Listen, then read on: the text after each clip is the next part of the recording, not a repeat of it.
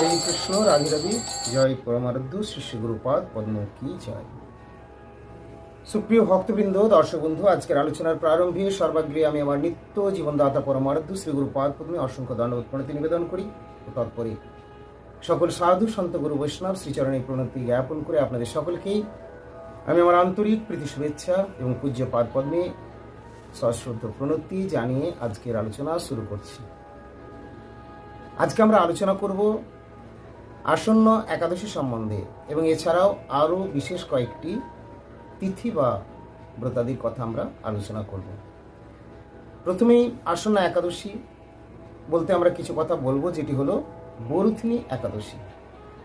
ভবিষ্যোত্তর পুরাণে এই একাদশী সম্বন্ধে বর্ণন করেছেন যুধিষ্ঠির কৃষ্ণ সংবাদে আমরা এই বরুথিনী